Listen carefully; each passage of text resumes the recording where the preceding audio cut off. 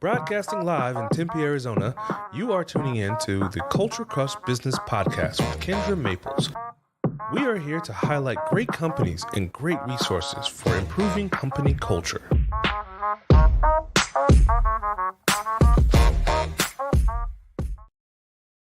Welcome to another episode of the Culture Crush Business Podcast. On this podcast, we focus on everything surrounding businesses with a good company culture. We do a deep dive into companies that are crushing it with great company culture, and we highlight the resources that are out there to help companies improve. Before I jump in too much, I do want to give a shout out to our sponsor, Gateway Bank. We want to thank them for just being an amazing company, bank in the Arizona area. They specialize in serving small businesses across the valley and the country. And we're just so thankful to have them as a sponsor. When you work with Gateway Bank, you don't have to call a 1-800 number for support or submit your loan application and then wait forever for an answer. You get fast personal service from a team who knows you and cares about you. Whether you need a loan or banking services for your business, Gateway is there to help. You can visit gcbaz.com/Culture Crush for details and a free consultation with Bank President James Christensen. So now I get to jump in. I get to introduce two beautiful humans that I've known for a little while and separately. And now I get to bring the two of them together for a conversation that I'm really excited because I know every time I talk to the two of you, I learn more. And especially in the space where I am with helping companies improve their culture, a lot of times companies will come to me for resources and there's some taggy thing that they want to work on. One of those things being DEI, right? They come and they're like, we need to work on DEI. I'm like, do you even know what those letters mean? Right? And so then if we emphasize on the I, and then obviously there's A and B of acceptance and belonging and all of these things, that's the part that I'm really excited to dive in with the two of you today. So I'm gonna introduce you both, but then I'm gonna allow you both to actually really introduce yourselves. Today, to the right of me, we have Elena Joy Thurston, CEO of Elena Joy Experiences. Hello. Welcome. And then on my left, I have Gabe Hagen, co-founder of Brick Road Coffee. Welcome. Thank you. And like I said, I have these companies that will come to me and they have these things that maybe they've read online and they're like, oh, we need to work on inclusion. They don't really know what that means, but they know they have to do it. They want to work on diversity and acceptance, and they don't necessarily know how, which is fine if they're asking the questions, and then we can support them with that.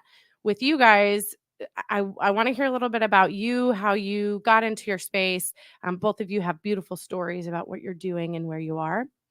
And the balance of having the both of you today is, Gabe, you are running a business and building inclusion through there.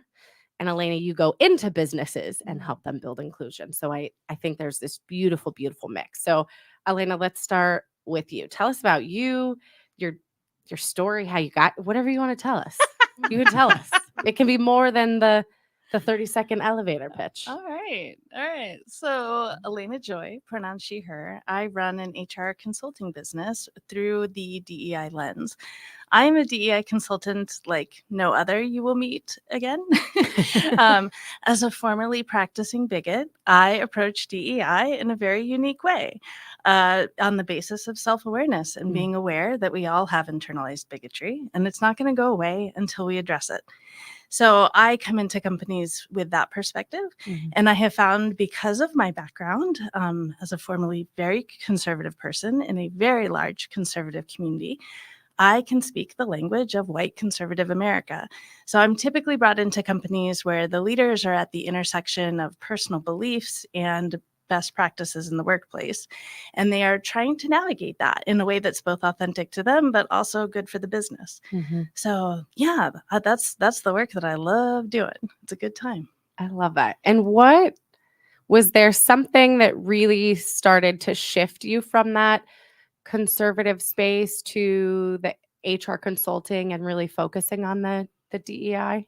Yeah. So, well, coming out as a lesbian, we'll do that. I was 37 years old. I was a devout Mormon. I was a stay-at-home mom of 4 beautiful babies when I finally realized that thing that was always a little off was my sexual orientation. And extricating myself from the internalized homophobia that I had was extremely hard. And in fact, it was life-threatening because I had enrolled myself in conversion therapy. And so to not only heal from a very damaging practice, but also to be able to actually live this authentic life that I thought I was ready to live, I needed to create a framework to identify that internalized homophobia, to identify that internalized misogyny, or I wasn't going to live. So I created a framework for myself. I started teaching it to friends. They brought it to work. Then they asked, can you teach this to my staff? And then it was 6 months later, oh, we have an effect on the bottom line. Okay, now we have something. Let's take this to corporate and see what we can do with it. Yes. And I love that it happened in a way where the passion came from you just needing to work on you first. Yeah. And then sharing that framework with others. And then that affirmation from the community of like, hey, we do need this. And then you mentioned that effect on the bottom line. So that will be a theme, I know, through this conversation as well. For sure. Gabe, I'm jumping to you now. I mean, I learned so much right there. Like, I'm just like, I want to keep going. Like, let's talk. Right? Yes. No, so my name is Gabe Hagen. My pronouns are he, him. And Brick Road was kind of started out of a pandemic purchase. Let's be honest. It was, I left a corporate job to buy a coffee shop that closed down. And then the space naturally kind of grew and evolved from just leaning into who I was, moving from 15 years in banking and corporate culture into the freedom of like, oh, I get to decide how this is going to be. Like, I get to decide how people can show up to work and how they can be.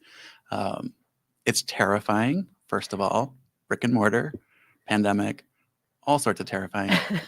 But the best part that I've experienced is every time I've leaned into who I am or who my husband and I are and our authenticity, it's been received with so much joy, and it's just made us even more successful. And that's what's kind of fueled our growth over 2 years. Like, we went from being this tiny little hole in the wall to like now we're looking to expand, and we have so many success stories from our employees of just like how we are able to support them.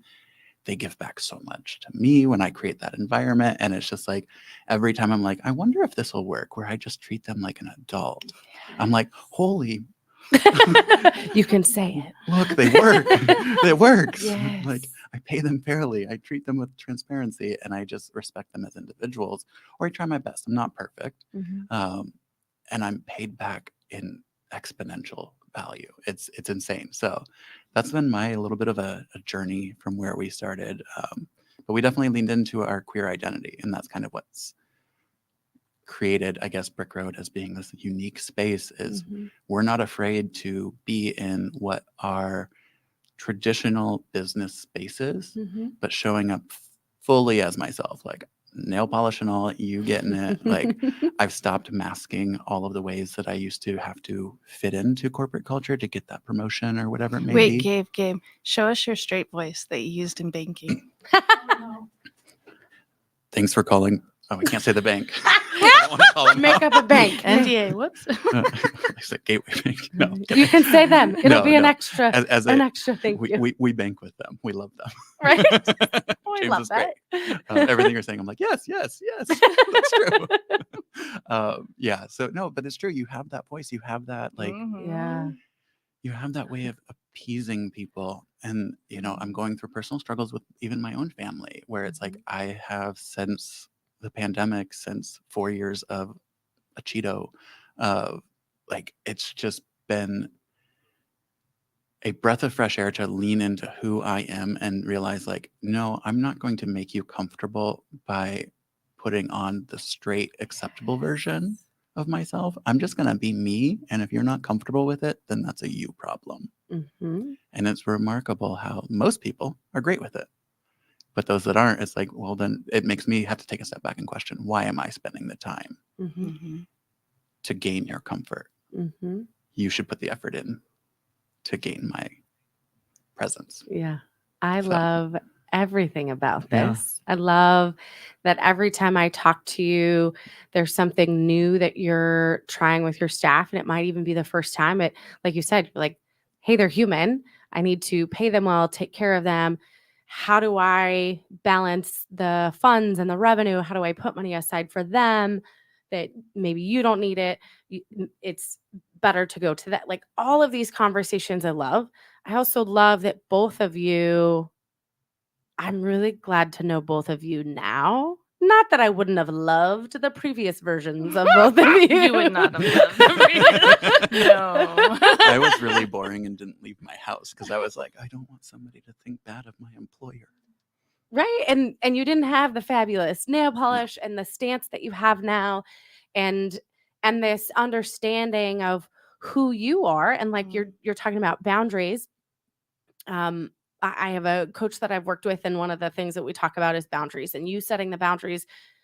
It's not something negative. It's you placing value and protecting your own space and your own territory. And I love that both of you are doing that. I have so many different directions we can go in this right now. I want to go in this direction of building this community space and going deeper into the why of building these authentic, inclusive spaces, building your humans as humans, right? Not children. They are grown adults that are working for you. And then this belonging in the workplace. Elena, I see your perspective in this too, of like the why and where it pays off, right? You already mentioned there's something in the bottom line to all of this. I think that's where I want to start in this why it's important to even start, right? With Gabe, what you're doing, you're building this community. It is not just a coffee shop. I didn't just bring you here because I really like your coffee, although I really do like your coffee. I do too. But it's not just that. Right? There's so much more. So either one of you can take this, but that's kind of where I want to start this conversation of the why it's so important. Yeah. I to start this off, I have a question for you, Gabe. Yeah. Would you say that now in your world of entrepreneur, which anyone who's tried to run a brick and mortar, like, will feel the weight just of that word alone? It's a really bad decision. Like, it's so, right? If you want like vacations, weekends, it's just not an option, right? PTO, are you kidding me? What's that again? Not a real thing. Right? Not a real, it's a myth. It's a myth. Yeah. So thinking about your life now, thinking back to your corporate banking career, 15 years, where were you more productive? Now. Right? Yep. We were just talking about the mental capacity that it takes to use your straight voice, to make sure I'm not appearing to whatever, right? To assess for safety on a consistent basis, right? The mental capacity that takes is preventing your employees from being as productive as you want them to be. So if we're going to really just tie this to the bottom line immediately, it has to be based on what mental capacity are you freeing up for your employees, or what mental load are you putting on your employees and preventing them from being as productive as you want. And then the flip side of that is, again, Gabe, comparing the two experiences, even with the heavy, heavy load of entrepreneurship, of owning your own business, where have you felt the most joy? This is something, I love the question. And so I have never made less money personally, but I've never felt richer in my life. And I don't know how to describe that to others. It's like, yes, I feel like I'm working all the time, but I use work very liberally because I may be doing spreadsheets, I may be doing stuff like that, but ultimately my joy is getting to see a community come together. And, you know, as the creator of a space like Brick Road, it's a community space where I joke that, like, me as a cis white man obviously knows what everybody needs. Right? Thank you for getting the joke. But people ask, how do we create it? And it's like, well, it's obvious. Like, I just listen to the Mm. community that tells me, hey, can we do XYZ? And I don't question. I'm just like, yeah, that makes sense. Cool. That's what you need. Let's do it. I'm not trying to sit here and say, you know what? Women entrepreneurs really need to do this. Thank you for knowing. It's awareness to some extent. But yeah, so to circle back to your question, the joy I get is literally in creating a space where people find a friend or find a connection. People have found jobs there. People have found love there. People have proposed there. Like, so I know, right? Really? Yeah. Oh my God. It was, I know there's so many cute little stories that have happened, but it's been a place of so much joy, and being able to witness that is you can't put a price on that. You can't put a value on that. And honestly, I feel like it is a superpower of underrepresented leaders is that once they feel safe, it's not dependent on owning a business. There are a lot of underrepresented leaders out there that don't want to own a business. But once we feel safe, what we can create is freaking incredible, whether we stay in corporate or whether we're going to do our own thing. For example, the many underrepresented leaders that I know that stay in corporate that have found a way to find joy in corporate is just like you. They are running a framework to create connection. It's usually an employee resource group, right? An ERG. They are finding a way, once they are safe enough to do so, to create connection, and they are building the culture of belonging, and they are building the culture of inclusion. And when we don't make those underrepresented leaders feel safe, we don't get to results. We don't get those results, including the joy. And I love that you brought up employee resource groups and ways to give back to other employees or the community, because that's one thing that I'm realizing. I run a coffee shop. So like, let's be real. It involves making coffee, cleaning toilets, mopping the floors, not real glamorous stuff. But I have conversations with my staff about what's meaningful to you.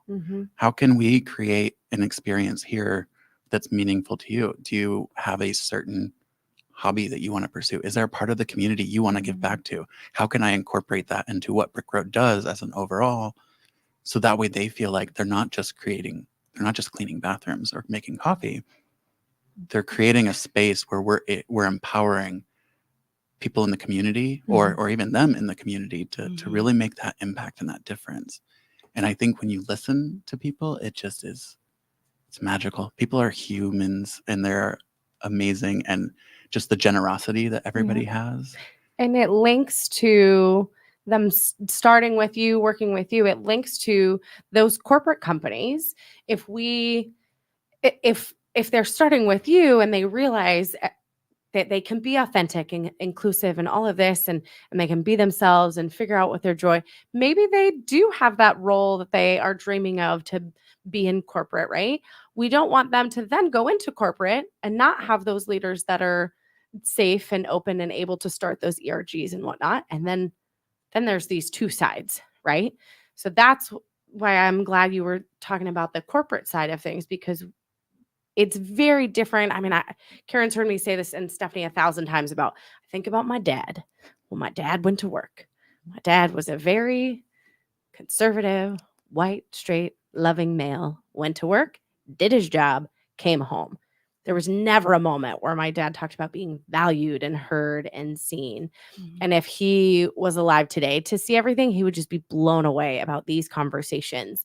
But needing to have the opportunity in corporate for that growth, those ERGs and the support, and allowing people to just be human. So it can all just happen. It doesn't have to be, well, if you want to be your true authentic self, you have to go start your own business and make coffee and clean toilets. Like, no. You should be able to grow and be your authentic self in that corporate space. And so how do we help that? How do we facilitate that? Like, Elena, how do you get into those businesses? Because we have leaders like Gabe. Gabe gets it. He's doing it. I have a lot of blind spots. That's okay. But oh my gosh, I have tons of blind spots. The stuff I have learned from you guys already, and how to say things and how to ask for pronouns and abbreviations, I still don't know what half this shit means, and I'm still learning. We have blind spots. And how do we like infiltrate to be like at the gate of like, we need to do this. Yeah.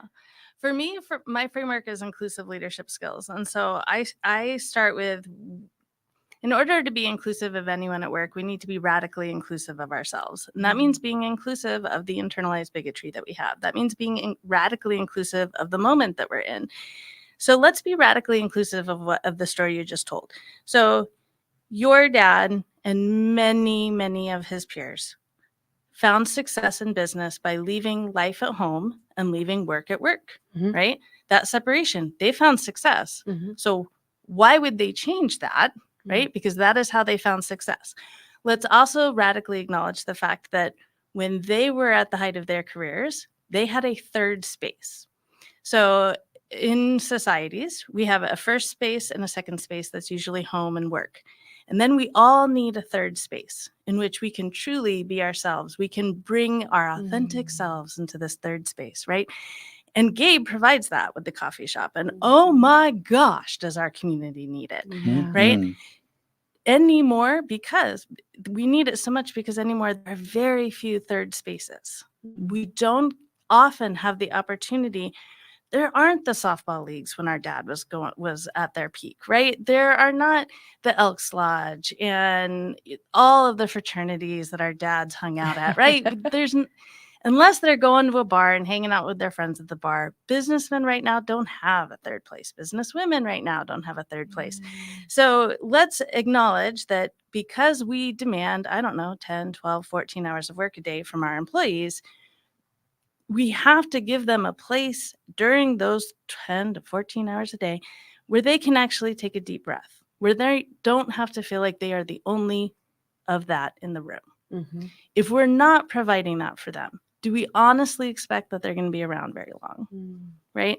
So once we can present it in that way, most business leaders understand, you're right. My dad always went to the Elks Lodge on Tuesday and Thursday, and I don't have that.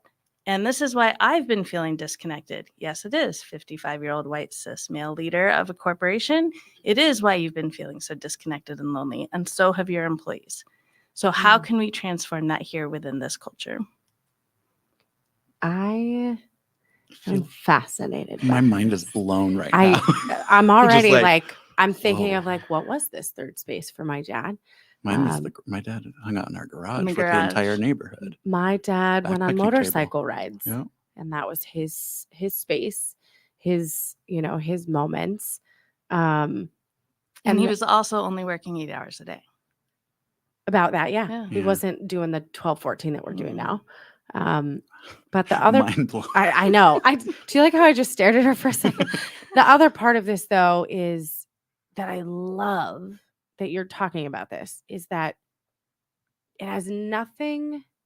I mean, it does. I'm going to say this statement and then caveat. It starts with every individual, their own space, their own belonging. It has no idea. Like it doesn't have a difference if you are cis male, the identity gender, does not play a role. No, none of that. And we're getting so caught up in identity and even right before I was like, there's LGBTQ plus and there's an I and there's an A, and I don't remember what the I and the A are. And we get caught up in that piece of inclusion and needing to know the words and the pieces and the buttons. But that's not where it starts at all, which is what I love about what you just said. It is every individual. That's where it starts. You have that third space. How can you have it if it's in the workplace? Or one of the things that I love about a lot of the resources that we provide through Culture Crush is now those resources they serve as that extra space, right? Men's groups, groups for kickball, groups for grief retreats, like whatever these things are for whatever that niche, that third space you need to be in. But I just love that is how this is starting. So when you go in and you have these conversations, then they just they start to get it. Yeah, I mean, let's also be real. Probably a third of my clients come because they're already in litigation from a workplace protection issue, and they need to go to the arbitrator with a contract with me that shows that improvement will be made. Because it's amazing, in most of these lawsuits, the plaintiffs are asking for systemic change. There's minimal damages that are being asked for. They want systemic change for everyone coming up behind them with their identity in that company. So about a third of my clients come from there. About a third of my clients come from conferences that I speak at, like the Tucson's Women Leadership Conference next week, right? Yeah. And a third of my clients come from parents and grandparents who are in the boardroom, who are in leadership positions, whose kids are now starting their jobs, because we're starting to see Gen Z in the workforce, right? They're now graduating, they're joining corporate, and they are experiencing intense experiences at work. And these parents and grandparents are watching it, and they're coming to me and saying, not here. How do we make that not happen here? How do we make that not happen in my home is what they're really asking. But people are more open to change and evolution and development at work than they are at home. So at work, we can start to pursue that safety. And that is the wildly building momentum of desire for societal inclusion that is building and building. As much as we see it, the fact is we have 7 states that have banned DEI right now. So as much as we see this pushback, it pales in comparison to the demand that society is putting out there for inclusive change. With those, you said 7 states Yes. banning DEI. If we don't find those ways around these bans and pursue these allyships of belonging and inclusion in the workplace for what these, parents and grandparents are fighting for, what's the risk if we kind of revert back to, my dad and him just going to work, non-inclusion, go home, doesn't have a third space? So the risk is massive simply because of the population trends that we're seeing. So the fact is that by the end of this decade, Gen Z will be 1/3 of our entire workforce. So let's look at Gen Z, because now we know by the end of this decade, we need to be able to attract them, retain them, and develop them if we want to survive in the workplace. So how are we going to do? First, let's figure out that demographic. Gen Z is 33% LGBTQ+, 1 in 3. Gen Z is 49% not white. Gen Z is 25% gender diverse and 29% neurodivergent. They are going into companies with Gen X leaders. I am Gen X, and I'll tell you right now, no one taught me how to be welcoming and inclusive of a population with that kind of intersectionality. Unless I intentionally learn some skills to be able to attract, retain, and develop that generation, I will not still be in business 10 years from now. So that's the risk. What do you think, Gabe? What are you seeing? I mean, I'd have to agree. The number of times, so much of our recruitment comes from places that aren't doing that well. Yeah. That's where, I hear about staffing shortages and struggles to hire. And you have a waiting list of people that will work for you. I literally get an application a day. Brother. And it's just so I've never had these struggles. And it's because, again, while not perfect, I'm trying to learn. And I'm a millennial. So I feel like I've seen the generational shifts and how we're approaching it. I've worked for the boomer generation of leaders, and I've worked for Gen X's. And I've seen just the difference between those 2 generations. And now I'm trying to make improvements, and Gen Z is going to blow us out of the water. 100%. It's just, and then Gen Alpha is going to burn it all down. Yeah. I'm scared, but also optimistic about the future. I really do believe that we're getting a new generation that's going to finally be that point where it's okay, we're just not going to do this. We're not going to take it anymore. What's that song? Yeah. Okay. And They're I really pushing. want to ask you, because I've been observing something in the workforce with Gen Z, and I'm guessing that a lot of your employees are Gen Z and that a lot of your clientele are Gen Z. So I've been seeing this trend with Gen Z.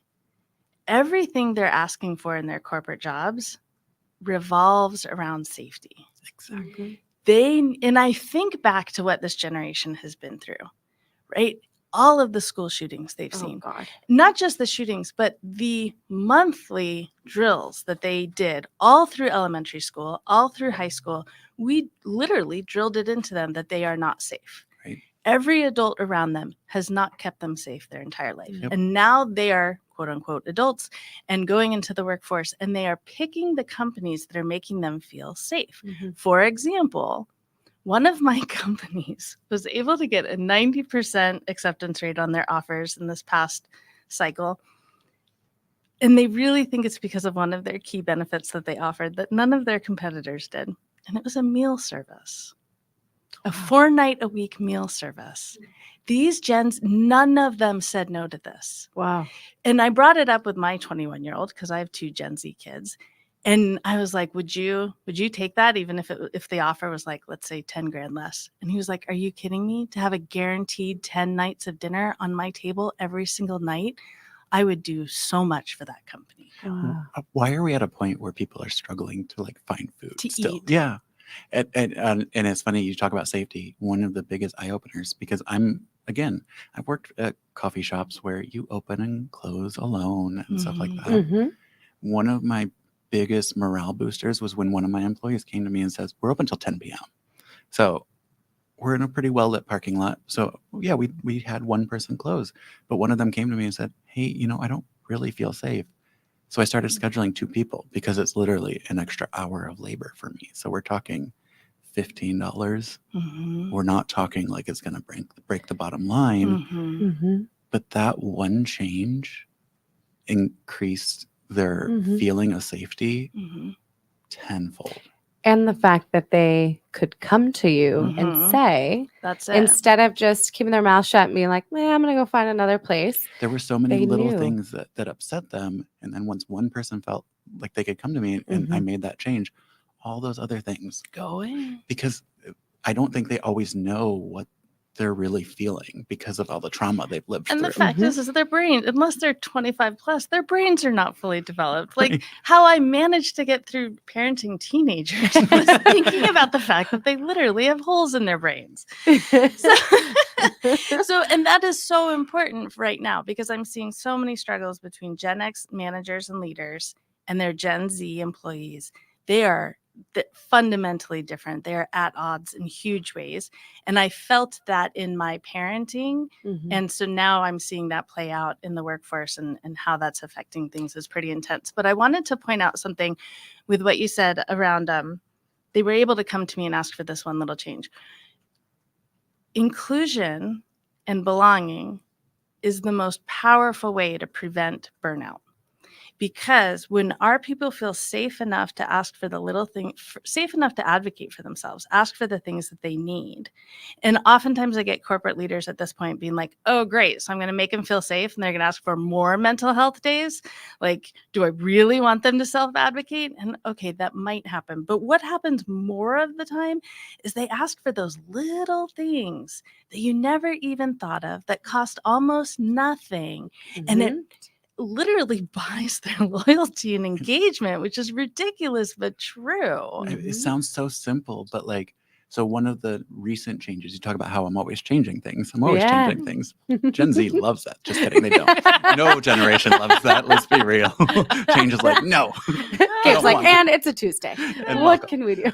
No, but we have checklists. And one of the things that any coffee shop you work at, or really any food service, communication is always going to be the number one issue with staff. Because I can't be there as the owner. I can't be there every day, every shift. So I don't always get FaceTime. So it becomes a burden to put it on them to be like, oh yeah, just text me, just text me, just text me. Well, if you're an employee and you're like, oh, do I really want to text my boss that I need a new scrubby for the dishes? Like, no, you're going to think you're being a burden, so you're not going to do it. So Gen Z thinks that 100%. Exactly. They're terrified of being They thought are of as a burden. terrified. And so I just rolled out all digital checklists that has literally a shift note box where they can write anything. And I told them, I said, I'm going to check this once a week. This is for all those things you want to tell me that you think of. Just put it in there in your shift notes and I'll get to it once a week. But that way you're not burdening me. It's not just write whatever, write poems, write. I don't care. Just be you and live yourself up. And it's been 3 weeks. the feedback has been astonishing. Literally something as simple as like a replacing a drain plug. Yeah. Like these little things, to your point, Yeah. it's they feel heard, they feel listened to. They also feel like I'm using that to now provide like a weekly update where I summarize everything, and I'm able to share when they say like, oh my God, the handoff was great. I put that note and I highlight that so that way they're seeing like they're giving each other this feedback. I'm not They even are really doing the being work. heard. Yeah, you provided that Yes. avenue for them to be heard, take away the burden. I think about it even in relationships Oh, when yeah. you're at Mhm. home and there's, you know, this battle of who does the dishes or whatever it is, My right? husband. Right. But it's not on the record. it's not about the dishes, Gabe. It's Oh. bigger than the dishes. Sometimes you got to do some damn dishes. But Fine. that level, it doesn't take a lot. No. You added it in your notes, but you gave them the opportunity for that space Mhm. to be able to give a little and not have to have it be this big ordeal. They didn't have to save it and then 2 weeks later give you an email about, okay, here's all the things that have happened. Mhm. You gave them that space. Because So simple. before it was like, it literally was like, how far can we go until they get to the point where they're about to burn out or explode of Mhm. all these minor things? Mm-hmm. And as a boss, I'm like, oh my God, why didn't you just tell me about all this sooner? And that's Like, where it is, because we have so many managers who are doing exit interviews with Gen Z, and poor Gen Z is blowing every bridge up they possibly can when they do these exit interviews. And these poor Gen X managers are sitting there and being like, why have you never mentioned any of this? Why didn't I hear any of this before we got to this point? We have to put in, I don't care if you're doing it with a special snowflake attitude, we have to put in systems that allow our employees to advocate for themselves in a way that they can access. Specifically like you did, Gabe. Like that's you figured out the way well, that we'll they were see. We're going in to do week it. 2. We're in week But 2. it's We'll sure. see. But It's a that's the start, thing. Like, though. I'm always trying to find those ways to like, when we had our last team meeting, that was the number one thing was communication. Yeah. And I'm sitting here like, okay, well, do we, like, I asked them, I was like, what can we do? And they're like, well, what about a whiteboard where we can write this stuff down? I'm like, okay, let's try it. Then nobody wrote on it. And Yeah. so I'm like, okay, so we keep trying new and new things. And I'm hopeful on this one. We'll see. It's a level. It's a level of trial and error. That's Mhm. part of it too. There's also this level of, Elena, like you said, with our generation, like we didn't necessarily know. We don't know this stuff. We're learning how to support others. I know in my generation, you just kind of grew up. I knew that. I know now, right? I'm working through trauma that my parents had from their parents. It's not their fault. They did what they thought they were supposed to be doing, raising their kids, then raising us, right? With holes in our brains and all of these things. And so it's just trial now. And you took that step, right? You tried a couple things, didn't work, you try again. A lot of times we'll have companies come to me and say, hey, we need to, that's like the taggy thing, right? Oh, we got to work on communication. It's like, okay, why? What's happening? We do a little bit of digging, and sometimes it literally is putting some system in place. Yeah. It's not some giant, oh, we need to do this video all hands meeting every month. Like, that's not what it is. That's not what they're asking for. And making it easy and accessible. Like, it's not like I was just like, oh, submit this Google form if you have any feedback. No, it's like, no, every day now, instead of doing a dry erase checkboard, I bought an iPad, I put it out there, and I'm like, okay, just go onto the iPad and fill out this form. I just moved a process that they already had to do into this form, and then I put a free form text box. So it's easy, it's accessible, it's part of their routine. It's not like, oh, well, I didn't think about going to, because I've created an incident report form on a Google form, and then nobody submitted it, even though they asked for it. Yeah. Because it's not part of their normal routine. It's not meeting them where they're at. And that's part of that issue. And I also think Gen Z is getting smarter, because I think they're realizing that none of us know what we're doing sooner than we ever did. 100%. And so, like, I think that's where you're able to connect with them, is just own up to the fact that you don't know what you're doing, and you're being able to just be like, yeah, that is you're the biggest takeaway from this entire conversation right here. If you want to attract Gen Z, own the fact that you don't know what the hell you're doing. We're all making it up. Because, and for real, like COVID showed that to all of them. There they were, 15 to 18 years old. The world freaking stopped. And we were like, you got to go to school on Zoom. Yeah. You got to go. I don't know how you're going to get into college now because you can't take the SAT. And we've told you for, I don't know, decades that you have to take the SAT because you have to go to college. It all blew up. Mm-hmm. The facade was taken The off. facade is gone. Yep. They know it. And they know when we're still pretending. Yep. Yeah. And they have no respect for it. Yep. And I think it circles back to like one of the things that I think inspires more loyalty with my staff is I'm an open book. If they want to know what our sales are, if they want to know what our expenses are, if they want to know where our bottom line is, I'll walk them through it. I'll explain it line by line as far as I know, because that shows them right there that I'm not Scrooge McDuck over here. Like, work for $7 an hour and I'm going to go. Has that ever bit you? Has that ever gone back bad, being that transparent? No, they've asked some tough questions. It's held me accountable a couple of times. And I appreciate that because again, there's times where as a business owner, sometimes I will veer and shift into capitalism. Oh, 100%. And it's so easy to do. And don't get me wrong, there's times where I'm like, oh my God, can you guys just do your job? This is why I just want to like say, okay, if you don't do XYZ, I'm writing you up. Right. Very capitalistic corporate culture, but I don't want that. And so like when I am transparent, it holds me accountable because they're able to be like, well, but can we? And like, but then it also it empowers me too, because then when I have to say no, I'm always able to say no. And here's why. Yeah. And they understand.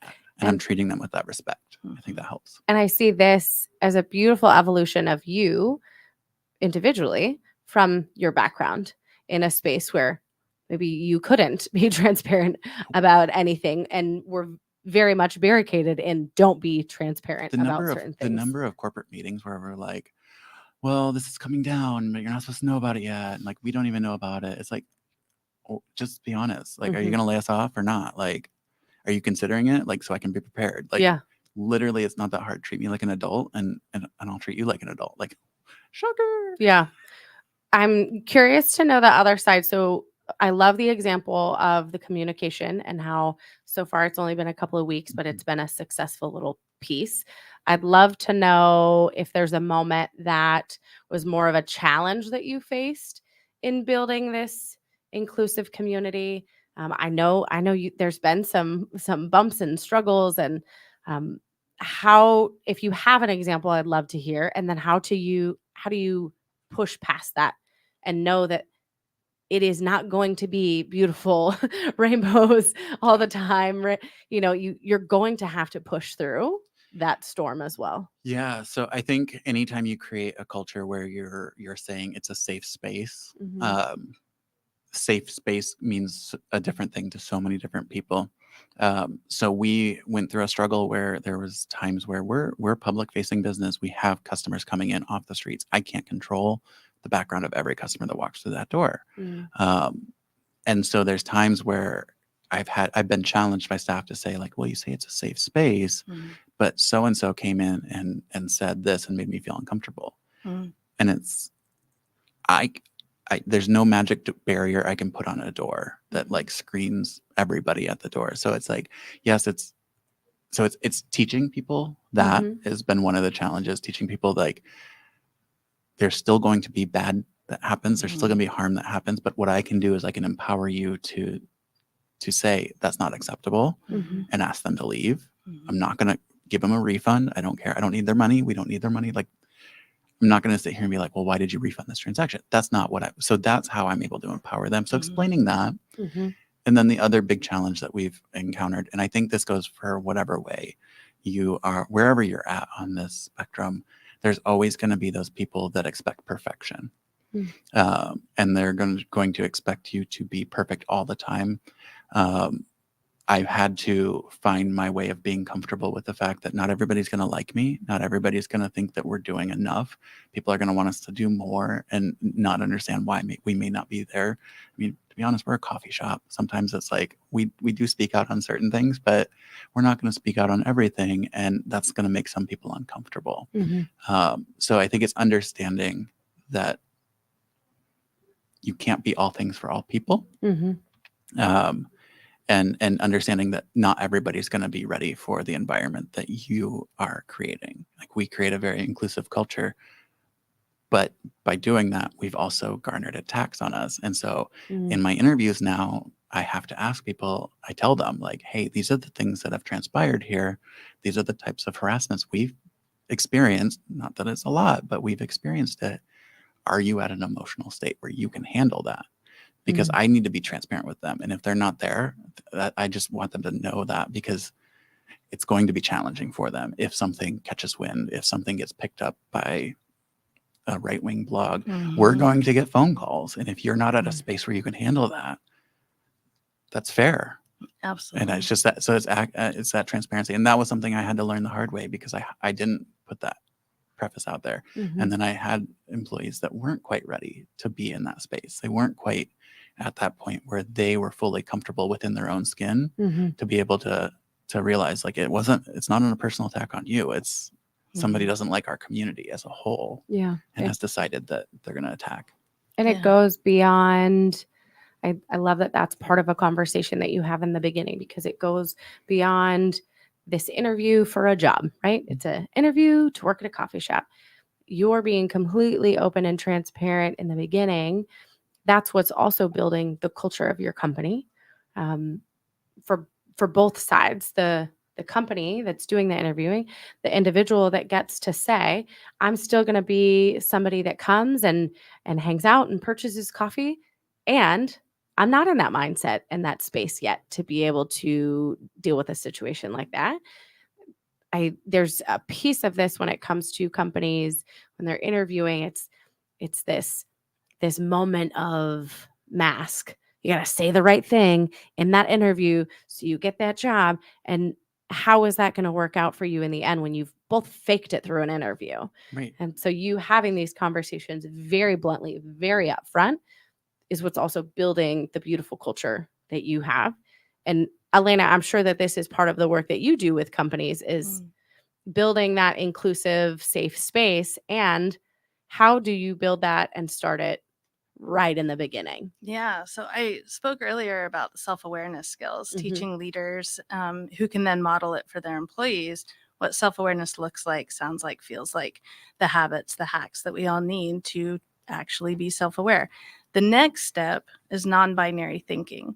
So non-binary thinking is this idea that there's no one right or one wrong way to be an ally, to be a leader, to be inclusive. And it extends into so much. So when we think about, Gabe's never going to get as incredible of a culture as Gabe is creating. Gabe's never going to create the perfect culture. Nope. At no time are we going to give Gabe a trophy that says you created the most inclusive culture. No. Right? The fact is we're aiming for a moving target. Yep. This is a journey. This is a pursuit. This is not an achievement of inclusion, an achievement of equity and diversity. We will never get there. We will always be evolving. We will always be learning how to be more inclusive and create safer spaces. And so when we can start from that premise, when we can radically acknowledge the fact that we're going to screw up, we're going to hurt someone, we're going to misgender someone, we're going to cause harm. We are going to do that. If we are taking the risks that we need to take to develop our allyship, we will screw up. And there's a good chance we're going to be called on it publicly. Yep, that happens to real allies, right? And this is not a binary of therefore you failed, right? So when we can approach it from that perspective of the success that we are pursuing is a pursuit. It is not an end goal. There is no success versus failure in allyship, right? When we can start from that perspective, then 1 is sustainable, 2, it's more authentic, but 3, it allows us to start because so many of us are so unsure of that first step, just like when we're at work or out in public and we hear or we see something happen and we think, someone should say something. Someone really should say something. I don't know what to say. I don't know the words. If I choose the wrong words, I might cause harm. Mm-hmm. So I can't say something, but someone should really say something. And no one does. And that is because we're so afraid that we're going to make the wrong first step that we don't make any first step at all. Yep. Right?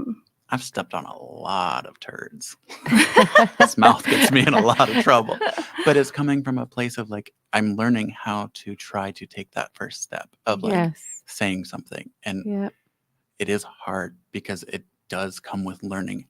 How do I Yes. own my screw up? Yep. And how do I just be authentic about it? And Yep.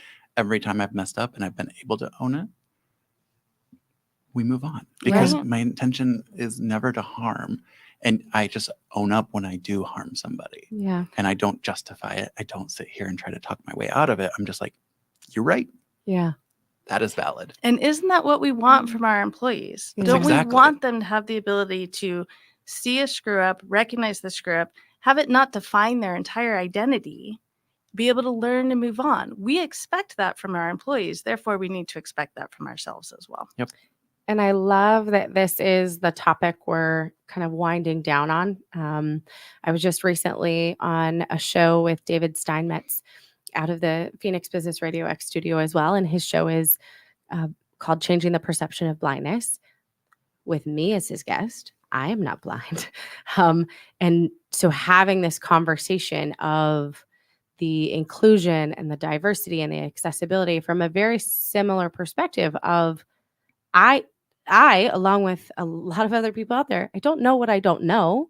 And so if we can come at it from this perspective of understanding and openness and know that I may very well say something, and I have done it 1,000 times and been corrected on how to say something the right way when I didn't know it was there was a right or wrong way when it comes to inclusion, accessibility, all of these areas that in my background and my upbringing were never part of some of our conversations, right? So coming at it from that perspective of, instead of just sitting back, like you said, and thinking somebody should say something, being able to be the person that says something, and this understanding of, yes, there might be harm and it was never intentional.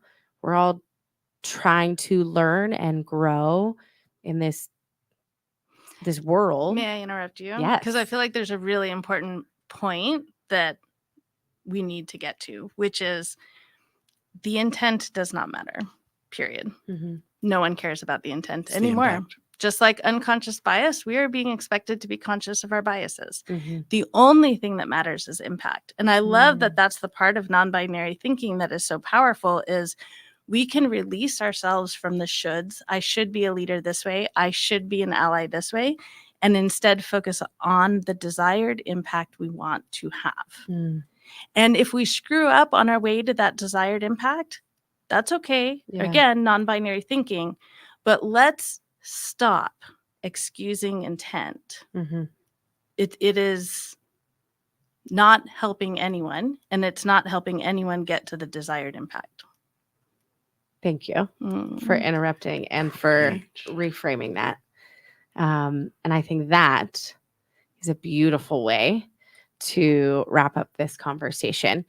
We have just a few moments before I do want to do one more shout out from our sponsor.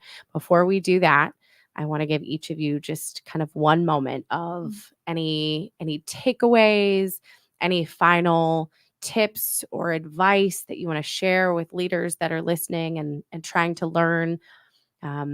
Elena, with your support that you can go in to give companies, Gabe, with what you're doing, I just want to give both of you just like one final moment of thoughts before we really wrap up. Gabe, I'll start with you. Yeah. I mean, I think for me, the journey that I've been on, the thing that stands out to me is the hardest part of my journey was being okay with being vulnerable, because that's really where all of my growth and change happened from moving out of the corporate world, was like stepping into those spaces where I felt vulnerable, because it's like, is this the right thing to say at the right time? But I think learning to navigate that is so powerful. So I just encourage every leader out there to find a space where you're ready to start that journey. And you're going to mess up, and it's okay. It's just know that and move forward. And I think the world would be a much better place if everybody just did that. Beautiful. Absolutely. That reminds me of one of my favorite aspects. It's what I'm speaking about in Tucson is strategic vulnerability. How do leaders take advantage of opportunities to increase connection in a way that minimizes harm? Right? Like, well, what do I say and when, and how personal should it be, and how cringy is it going to be? Right? All of that. Yes, it's so powerful. And I felt that when you said vulnerable. Just being on a show like this is vulnerable, right? The visibility of being who we are and speaking about a heteronormative thing like capitalism is vulnerable for us, right? So I appreciate you acknowledging that so much. I think I've taken away so much from this, and I really have. It has like really tweaked my brain around someone like Gabe, who has created this incredibly important community connection system and came from corporate and took everything he learned there and is able to create this service literally for our entire community. And I just think it's so powerful. And I think there are so many corporate leaders out there who can probably point to an employee and say, if I could make them comfortable, maybe they will stay. Maybe I will get to keep the gifts and the talents and the incredible magic that is within them. Because if we don't, you won't. People don't quit jobs. People quit managers. That's just the reality of it. And as hard as that is to hear, especially for me, because I am one of those leaders that lost an employee because I did not make them feel safe, right? The wound that is there when you hear people quit managers, like that's a big deal, right? And I would imagine that a lot of your listeners are probably people who really care about that, who care about things like authentic belonging. And my favorite thing in the world is gathering people like that in a room and facilitating a conversation around what's working, what's not. So once a quarter, I hold an executive roundtable for people who are trying to pursue the DEI within their company. Usually it's a committee or something. And so I gather them together and we get to chat about, this is the current state of DEI. This is what our executives are listening to right now. And this is what they're not, right? Like good stuff like that. So if anyone's interested in joining me at one of those, please reach out because I would love to have you. Excellent. And we will make sure that we share and link all of that too. So on that note, Elena, when people are listening and they are thinking, okay, I want to be part of this roundtable or I want her to come in, I want to learn more. How can people reach you? Very active on LinkedIn, Elena Joy Thurston. You can also find my website, Elena Joy Experience.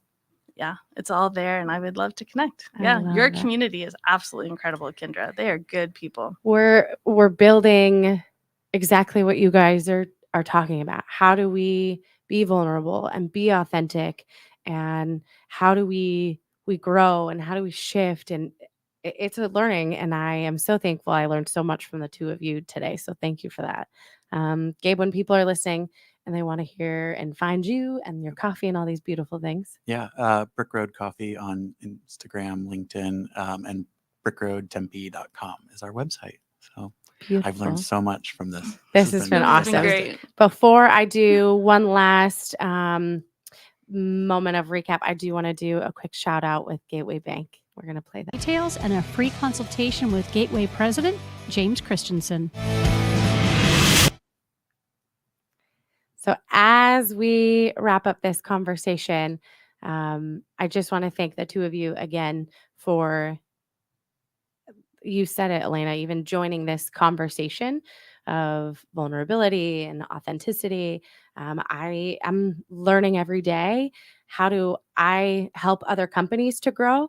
I'm not the expert in that space. And that's why I partner with individuals like you guys and companies like you, Gabe, because I'm not the expert in that space. Yes, I'm learning, but I'm going to bring all of these other resources into one place. So I thank everyone for listening to another episode of Culture Crush Business. And please remember that at the root of all of this, we are a hub for these company culture resources so that we can bring in the experts in the space to really help and grow, whether it's in the inclusion space and diversity, accessibility, mental health, all of these areas.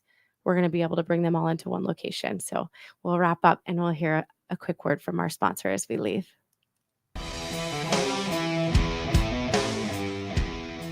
Remember when your banker knew you and cared about you?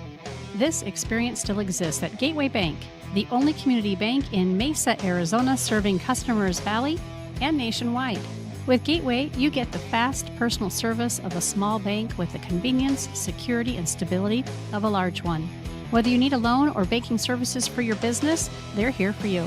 Visit gcbaz.com/Culture Crush for details and a free consultation with Gateway President James Christensen.